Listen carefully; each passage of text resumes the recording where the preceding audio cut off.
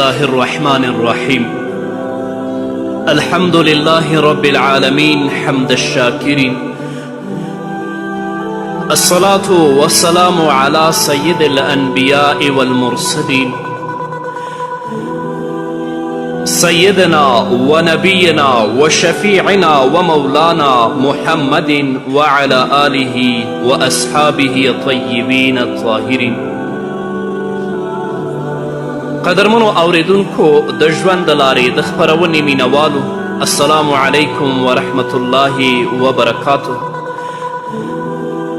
ستاسو روغتیا او خوشحالي د پاک رب نه غواړم، په دې هیله چې د صحت او عافیت جامې پر تن ولرئ او خوشحالي مو په برخه وي. دا دی زه محمد یاسین فهیم د ژوند د لارې د خپرونې په وړاندې کولو کې ستاسو په خدمت کې یم.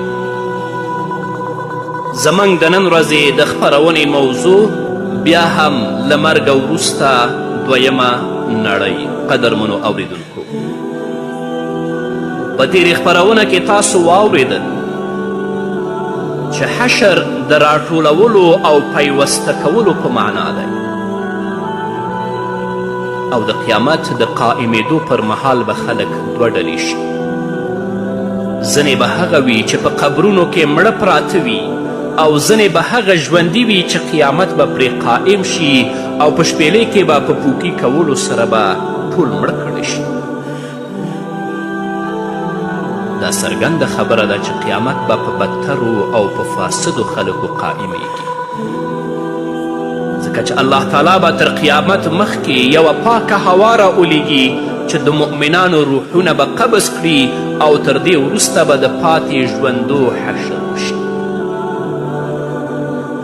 داسې ډیر شرعي نصوص شته چې د مخلوقاتو د حشر کیفیت پکې بیان شوی، او الله تعالی د خلکو اټکلونو ته کار نه دی سپارلی. لومړی ډول حشر هغه د ژوندو حشر دی. له دې څخه موخه او هدف د هغو ژوندو مخلوقاتو حشر دی چې په ځمکه کې پاتې وي، نو دوی به له هرې لورې په شام کې د محشر ځمکې ته راټول کړی شي، او هغه شی چې دوی به راټولوي او راولي نو اور به وي چې د عدن له ژورې به راووځي. د مسلم حدیث دی، نبی کریم صلی الله علیه وسلم فرمایي قیامت به تر هغې نه قائمیږي چې لس نښې موجودې نشي. یعنې تاسې به تر قیامت مخکې لس نښې ووینئ چې هغه لویې نښې دي، او نبی کریم صلی الله علیه وسلم دغه نښې بیان کړي. د دې نه وروسته نبی کریم صلی الله علیه وسلم وفرمیل او د عدن له منځ نه به اور راوځي چې خلک به د محشر ځمکې ته ټولوي، چې کله قیلوله کوي نو هغه به هم ورسره کوي، او چې کوم ځای شپه کوي نو هغه به هم ورسره کوي. د بخاري حدیث دی، نبی کریم صلی الله علیه وسلم فرمایي د قیامت په نښو کې لومړۍ نښه دا ده چې اور به راووځي او خلک به له مشرق څخه مغرب ته راټولوي. کله چې په خلکو باندې اور راځي او راجمع کوي، نو دا مهال به خلک په خپلو کارونو کې د عامو وختونو په څیر مشغول وي، نو ناڅاپه به اور پرې راشي، او نبی کریم صلی الله علیه وسلم د هغو کسانو خبر ورکړی چې تر ټولو وروستی حشر به کیږي. پیغمبر علیه الصلاة والسلام فرمایي تر ټولو وروستي راټولېدونکي به د مزینه قبیلې دوه شپانه وي چې مدینې ته به راروان وي، خپلو ګډو او وزو ته به آوازونه کوي، خو هغه به ترې تریږي. کله چې سنیة الوداع ته ورسیږي نو پړ مخې به راپرېوځي. دویم ډول حشر د مړو حشر دی.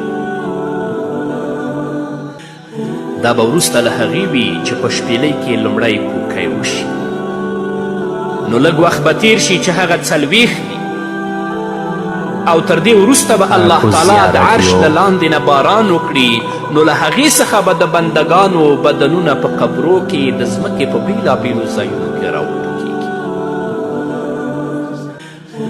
کله چې بدنونه پوره نمو وکړي، نو نو په شپېلۍ کې به دویم پوکی وکړی شي، مړي به له قبرونو راوویستلی شي او د محشر ځمکې ته به روان کړی شي، تر څو له هغه ژوندو سره میلاو شي چې په لومړي پوکي کې هغه مړ کړی شي.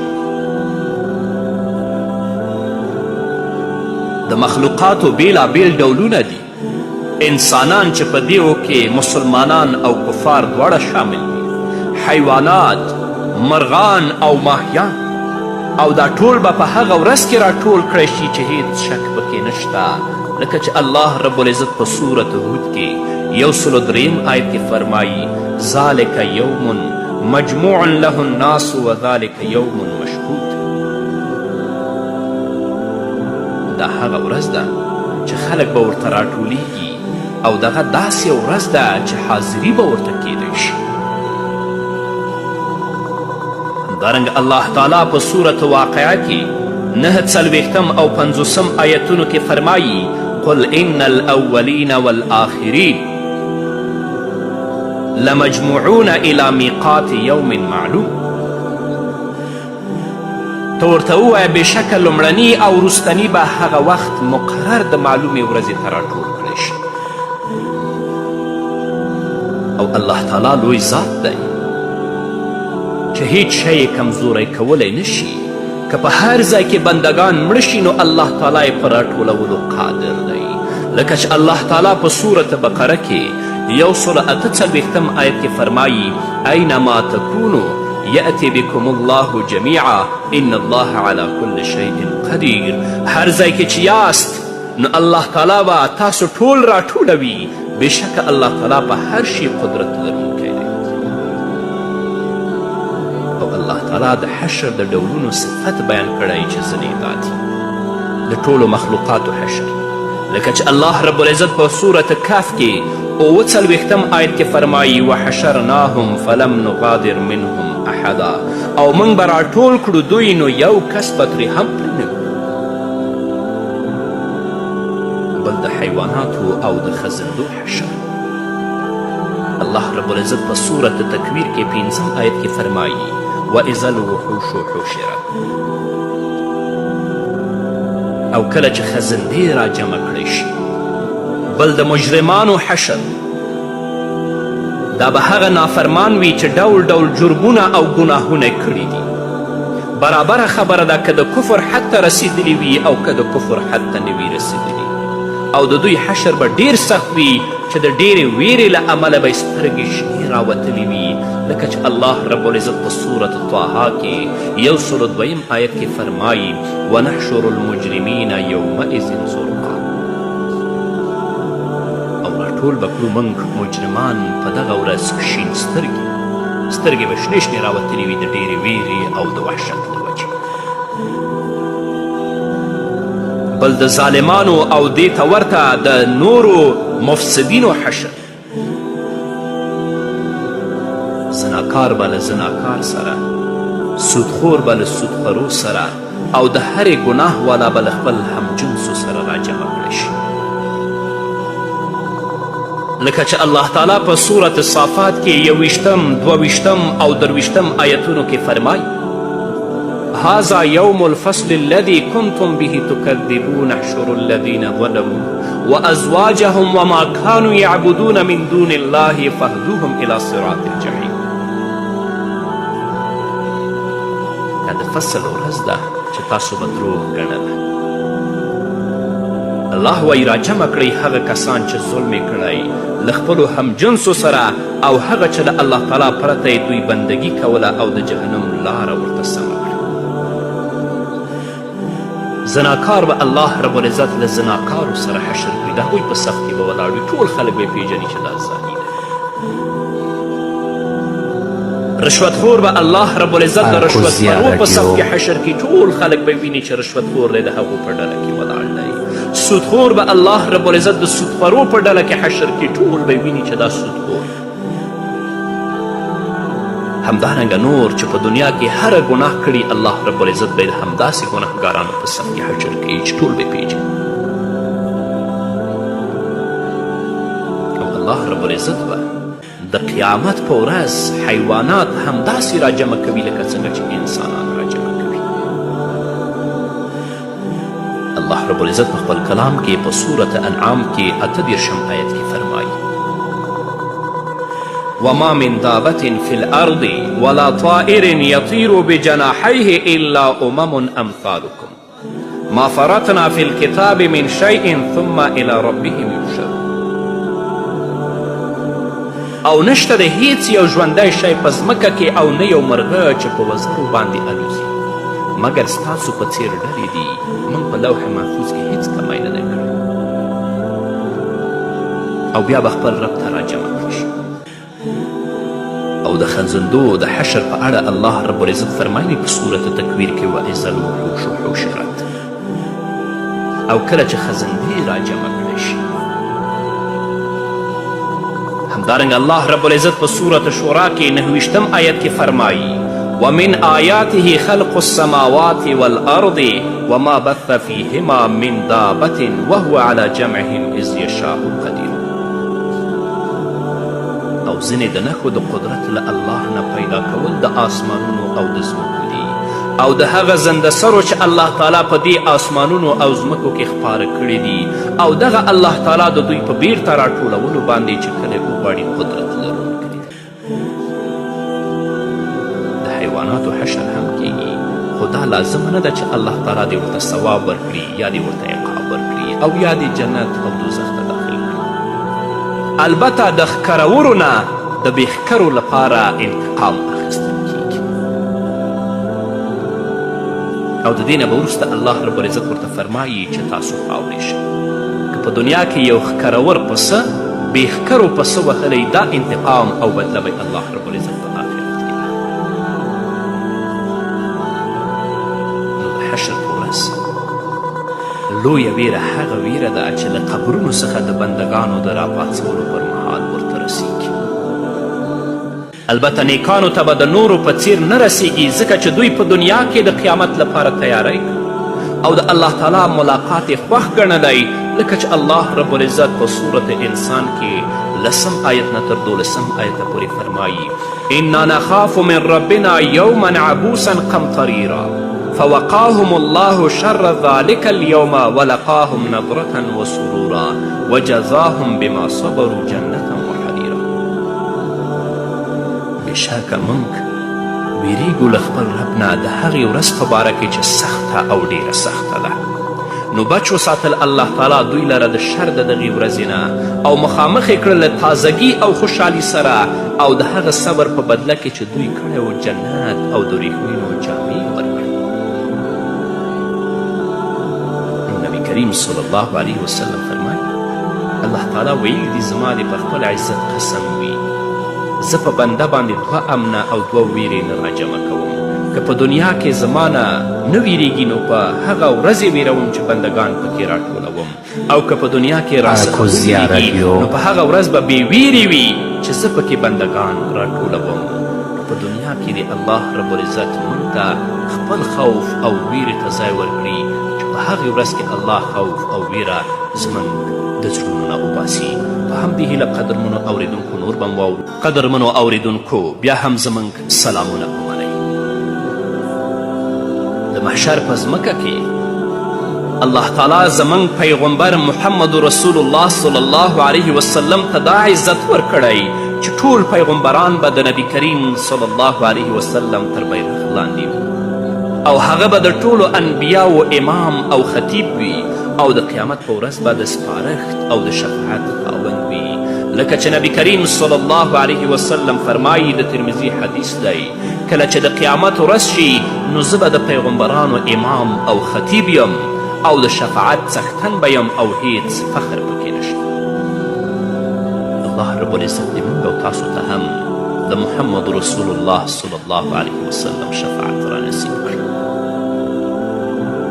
د رسول الله صلی الله علیه وسلم په لاس کې به د حمد بیرغ وي او هر پیغمبر به زموږ د پیغمبر تر بیرغ لاندې راغلی د ترمذي او د ابن ماجه حدیث دی نبی کریم صلی الله علیه وسلم فرمایي زه به د قیامت په ورځ د آدم د ټول اولاد مشر یم او هیڅ فخر نشته زما په لاس کې به د حمد بیرغ وي او هیڅ فخر نشته هر پیغمبر که آدم دی او که نور دی زما تر بیرغ لاندې به وي او زه به لومړی هغه کس یم چې ځمکه به راته چوي یعنې ځمکه به راته خلاصیږي او زه به ترې راوځم او هیڅ فخر نشته. د حشر ورځ ډېره لویه او سخته ورځ ده چې د خلکو ډېر ډولونه به پکې جوړ شي او قسمونه به مختلف وي، خو ټول به په هغه حال کې وي چې نبي کریم صلی الله علیه وسلم بیان کړي دي. د بخاري او د مسلم حدیث دی. نبی کریم صلی الله علیه وسلم فرمایي ای خلکو، تاسې به الله تعالی ته په داسې حال کې راجمع کړی شئ چې پکې یبله، بربنډ او شوپګان به یاست. بیا د الله رب العزت دا وینا یې ولوستله: کما بدأنا اول خلق نعیده وعدا علینا انا کنا فاعلین. لکه چې موږ لومړی پیدایښت کړی نو بیا به هم را واپس کړو. دا وعده پر موږ لازم ده، بېشکه موږ دا کار کوو. انا کنا فاعلین. که څوک سوال وکړي چې دا خو ثابته ده چې انسان به په هغو جامو کې راپاڅول کیږي چې په کومو جامو کې مړ، لکه چې له ابو سعید خدري نه نقل دی چې کله یې زنکدن شو نو نوې جامې یې واغوستې، بیا یې ویلې ما له محمد رسول الله صلی الله علیه وسلم څخه اورېدلی دي چې رسول الله به ویل بېشکه مړی په هغو جامو کې راپاڅول کیږي چې پکې وفات شوی. او په مخکینی حدیث کې تاسو واورېدل چې بندگان به بربنډ راپاڅېږي، نو د دواړو احادیثو ترمنځ به تطبیق څنګه وي؟ ځواب دا دی چې کله لومړی بندگان راپاڅول شي نو بربنډ به وي، بیا چې کله ورته الله تعالی جامې ور واغوندي نو لومړنۍ جامې به ورته هغه جامې ور اغوندي چې په هغو جامو کې مړه شوي وي. داسې هم علما ولیکلي دي چې په حدیث کې مقصد شهیدان دي، ځکه د دوی په اړه رسول الله صلی الله علیه وسلم امر کړی چې په خپلو هغو جامو کې د دفن کړی شي چې پکې مړه شوي دي، او بیا په همغو جامو کې راپاڅول کیږي چې له نورو عامو مړو سره توپیر راشي.